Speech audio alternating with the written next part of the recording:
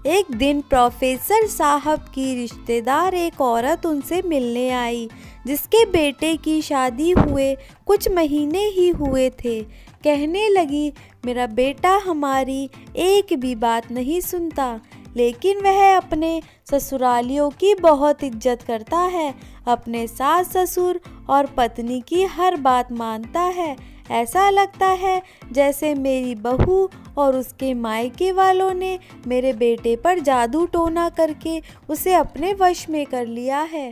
Professor साहब को औरत की बात सुनकर बहुत गुस्सा आया, लेकिन वह खामोश रहे और पूछने लगे, तुम्हारे बेटे के कमरे में जो बेड है वह किसका है? औरत ने कहा, जी वह मेरी बहू दहेज में लाई थी। प्रोफेसर साहब बोले, और जो सोफ़ा है वह? औरत बोली, जो सोफ़ा है जी वह भी बहू दहेज में लाई थी। प्रोफेसर साहब बोले, और जो अलमारी है जी वह भी बहू का ही है। जिस बर्तन में वह खाना खाता है और पानी पीता है, वह डिनर सेट, जिस ड्रेसिंग टेबल के सामने खड़े होकर वह कंघी करता है, वह भी आपकी बहू का होगा, है ना?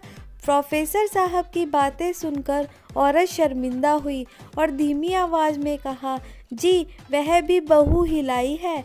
प्रोफेसर साहब मुस्कुराए और कहने लगे, बहन, आपका बेटा सोता है अपने ससुर के दिए हुए बिस्तर पर, वह बैठता है अपने ससुर के दिए हुए सोफ़े पर, उन्हीं के दिए हुए बर्तनों में खाना खाता है और पानी पीता है, तैयार होने के लिए उन्हीं के दिए हुए ड्रेसिंग टेबल का उपयोग करता है।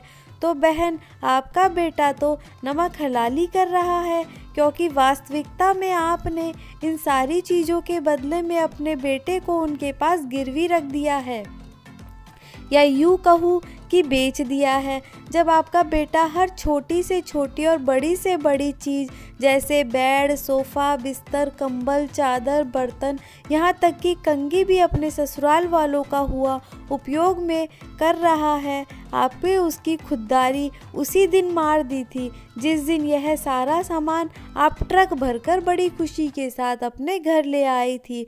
तो फिर जब आपका बेटा अपने ससुराल वालों की नमक हलाली कर रहा है, तो इसमें आपको कोई तकलीफ़ नहीं होनी चाहिए।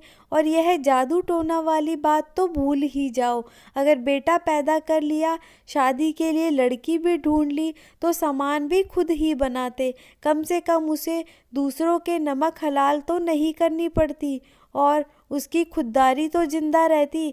दूसरों के सामान पर मज़े करने वाले से आप कौन सी वफादारी और गैरत की उम्मीद लगा रही हो मैडम? प्रोफेसर के शब्द थे या पिघला हुआ शीशा। ऐसा लग रहा था कि वह समाज के हर दहेजखोर आदमी के मुंह पर तमाचा मार रहे हैं। मुझे जीवन में पहली बार दहेज एक लानत का सही अर्थ समझ में आया।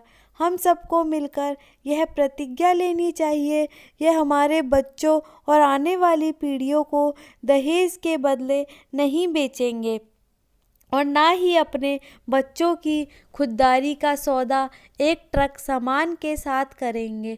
आशा करती हूँ वीडियो आपको पसंद आई होगी। वीडियो पसंद आई तो वीडियो को लाइक कीजिए, शेयर कीजिए और चैनल को सब्सक्राइब करना ना भूलिए। और आपकी क्या राय है इस वीडियो से, हमें कमेंट करके ज़रूर बताइएगा। मिलते हैं ऐसी ही नेक्स्ट वीडियो के साथ। Thank you.